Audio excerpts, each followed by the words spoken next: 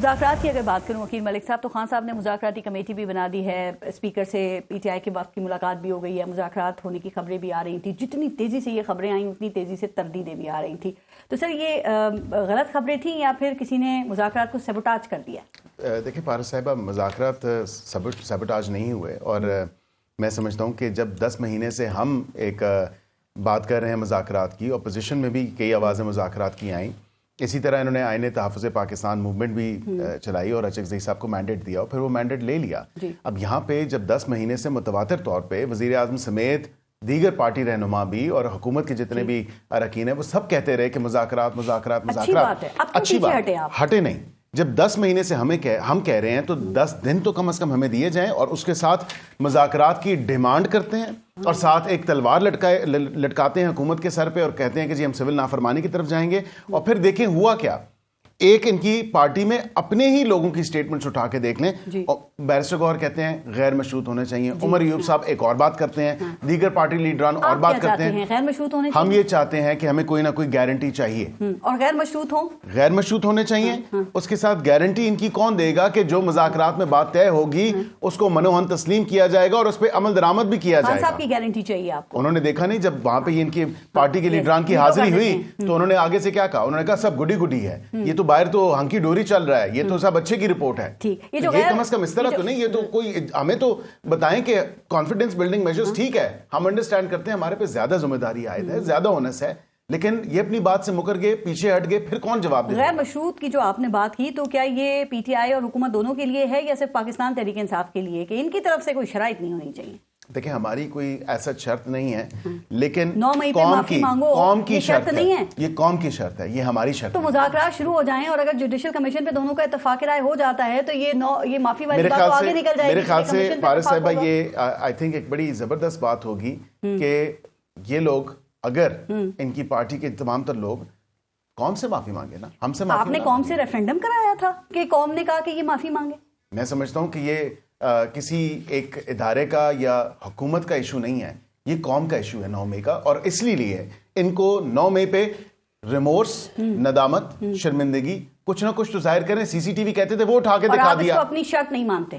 ہماری شرط نہیں ہے، یہ پاکستانی قوم کی ڈیمانڈ ہے. ڈیمانڈ سن لیا آپ نے سر. اور دوسرا کہتے ہیں کہ مفاہمانہ رویہ آپ کا جو ہے وہ مذاکرات میں سب سے بڑی رکاوٹ ہے، پرتشدد رویہ، مار دو مر جاؤ، یہ چیزیں، یہ رویہ پھر بدل نہیں سکتے مومن صاحب آپ لوگ؟ دیکھیں پارس جی، اس طرح ہے، میں آپ کو ایک بات بتاتا ہوں، انہوں نے بہت صحیح بات کی کہ قوم سے معافی مانگو. دیکھیں اس طرح ہے کہ 9 مئی 2023 کو ہوا تھا، اس کے آلموسٹ تقریباً 10 مہینے بعد الیکشنز ہوئے ہیں. قوم نے کیا کیا؟ قوم کا مینڈیٹ کیا تھا؟ فیصلہ دیا نا. کیا دیا؟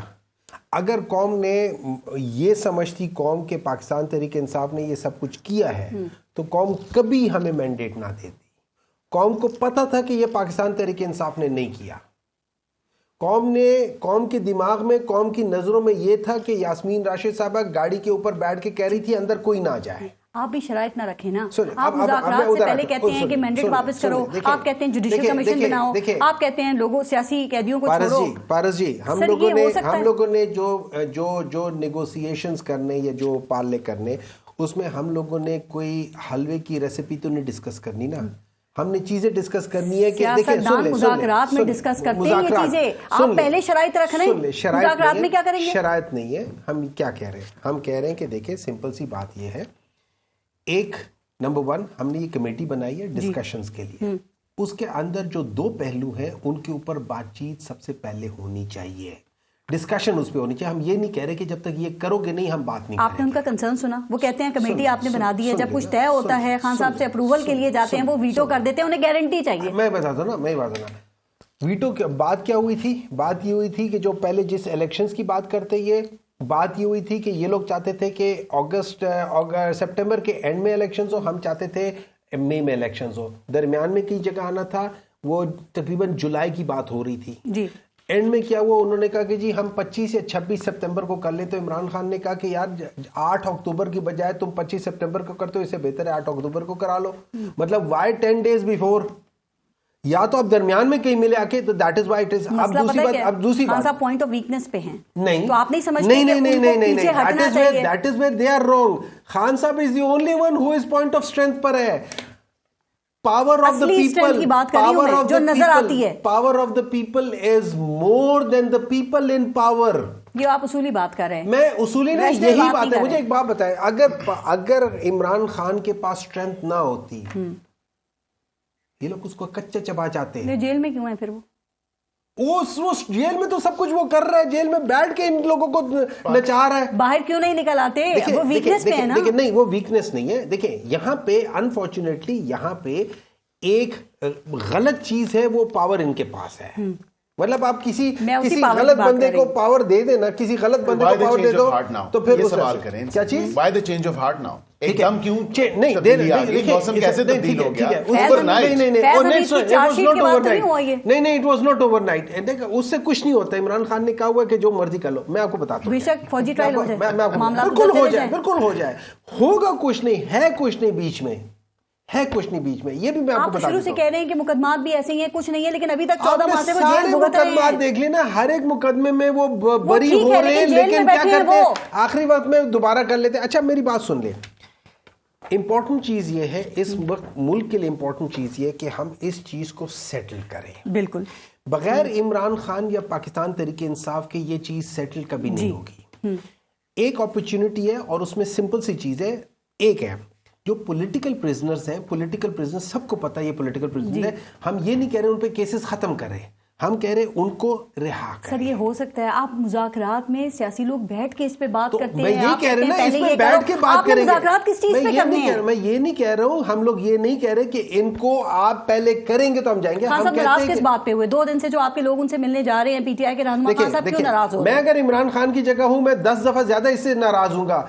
اگر جو مجھے سننے میں آ رہا ہے, اگر ایک بندہ آ کے ایک بات کرتا ہے, دوسرا بندہ آ کے دوسرا بات کرتا ہے, آئی ول آلسو سے کہ یار یہ وہ کہتے ہیں سول نافرمانی پہ جس کو مسئلہ ہے, تکلیف ہے, وہ پارٹی چھوڑنا چاہتا ہے, چھوڑ دے, میں خود کال دے دوں گا. جمہوری رویہ ہے. سن لے, سول نافرمانی از اے اسٹیپ نمبر 4. آپ پہلے 3 سٹیپ تو پورے کر لینا, پھر سٹیپ 4 پہ آپ ڈر رہے. مثال اسی طریقے سے کہ ایک بچے کو آپ کہو کہ یار آپ اگر پڑھو گے نہیں تو فیل ہو جاؤ گے. اب اس کے ماں باپ آگے کے ٹیچر کو کہتے ہیں کہ آپ میرے بچے کو ڈرا رہے ہو. وہ کہہ رہے کہ بھائی پڑھ لے نا, پہلے پڑھ تو لو نا. آپ سمپل نیگوسیشن شروع کریں, کانفیڈنس بلڈنگ میجر سٹارٹ کریں, اور کچھ نہیں ہے تو جن کے اوپر CRPC 497 سب کلوز 1 لگتا ہے ان کو آزاد کرنا شروع کر دیں. آپ کے بغیر نہیں ہو سکتے مسائل حل, لیکن اسٹیبلشمنٹ کے بغیر بھی تو نہیں ہو سکتے نا. عبداللہ صاحب, ان دونوں میں کون ہے رکاوٹ مذاکرات میں, گورنمنٹ یا عمران خان؟ دیکھیے میری بات سنیے, بنیادی اصولی بات تو یہ ہے کہ جمعیت علماء اسلام مذاکرات کے حق میں ہے. کیا بات. لیکن ایک بات یہ کہ مذاکرات کس کے ساتھ. اب پاکستان تحریک انصاف کی اپنی حکمت عملی ہے, وہ کس سے مذاکرات کرنا چاہتی ہے, کسے نہیں کرنا. اب پیچھے ہٹ گئے فوج سے مذاکرات سے. دیکھیے اب بات یہ ہے کہ حکومت کے پاس کیا یہ اختیارات ہے جو پی ٹی آئی والے چاہتے ہیں. ٹھیک, اگر حکومت کے پاس اختیارات ہے, لیکن میں تو کہتا ہوں کہ حکومت کے پاس یہ اختیار بھی نہیں ہے کہ مذاکرات کرے, کہیں سے اجازت لینی پڑتی ہے حکومت کو. تو مل گئی ہوگی اسی لیے. تو اس لیے نہیں ملی. وہ پہلے کہتے ہیں کہ پوری قوم سے معافی مانگے. نہیں, یہ تو میں پہلے قوم سے معافی مانگے نا. آپ جب ان کو کہہ رہے ہیں کہ پہلے شرط مت لگاؤ, ٹیبل پر بیٹھے, آپ یہی بات جو کرتے ہیں کہ پہلے قوم سے معافی مانگے.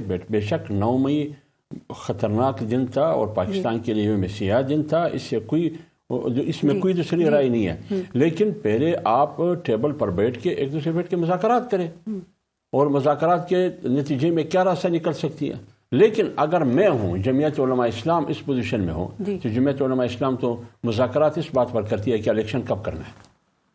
خان صاحب کو اپنا بتا دیا, خان صاحب الیکشن کب کرنا ہے. ہم یہ چاہتے ہیں, ہم یہ چاہتے ہیں ٹیم کو مینڈیٹ دیں کہ غیر مشروط مذاکرات. وہ ان کی پارٹی کا مسئلہ ہے. ہم یہ چاہتے ہیں کہ اگر پاکستان میں آپ استحکام چاہتے ہیں سیاسی, معاشی اور سیکورٹی حوالے سے, اس کا ایک واحد راستہ ہے الیکشن کے علاوہ کوئی اور دوسرا راستہ نہیں ہے.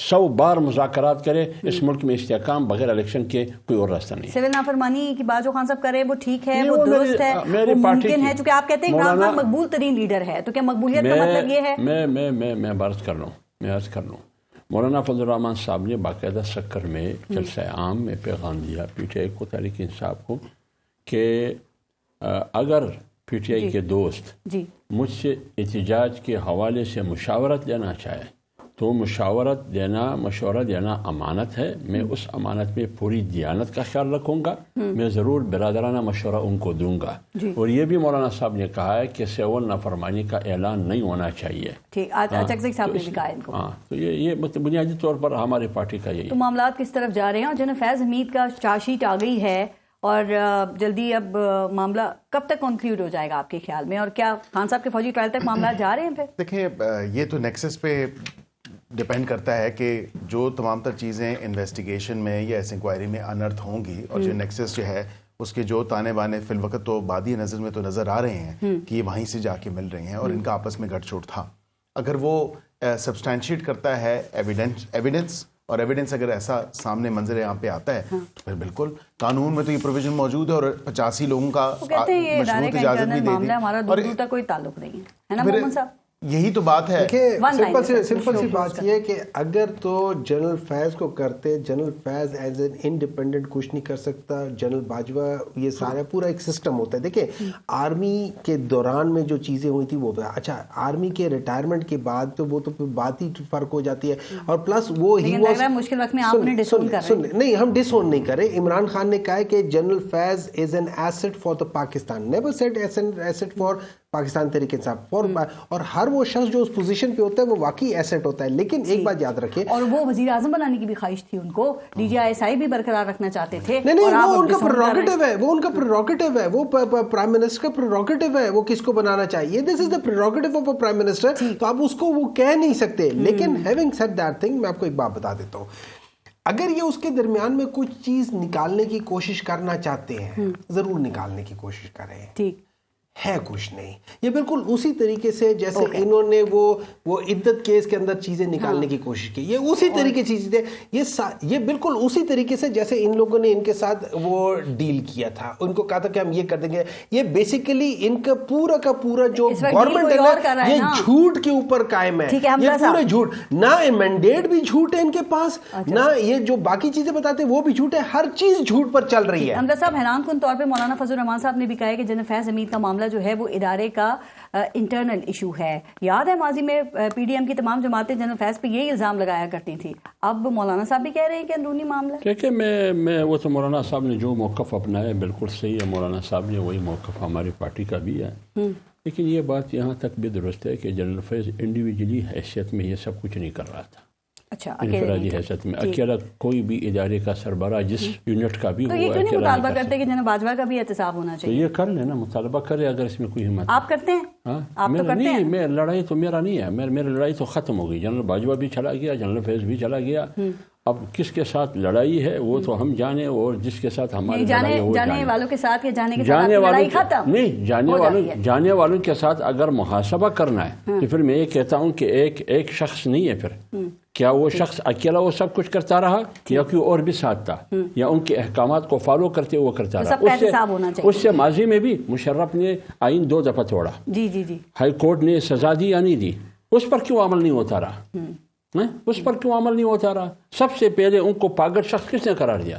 2 جگہ سے پریس کانفرنس ہوئی، اسلام آباد سے بھی، اور کتنی ناراضگی ہوئی، تو وہاں تو بھی انہوں نے قانون آئین توڑا تھا نا، تو یہ تھوڑا آپ سمجھتے ہیں سب کا احتساب ہونا چاہیے، تو سیاسی جماعتوں کو آواز اٹھانی چاہیے نا، اٹھائیں آواز۔ انصاف میں توازن ہونا چاہیے، واقیم الوزن بالقسط ولا تخسر المیزان، انصاف میں توازن یہ نہیں کہ ایک کے لیے انصاف کا پیمانہ کچھ اور دوسرے کے لیے انصاف کا پیمانہ کچھ اور، یہ نہیں ہونا چاہیے۔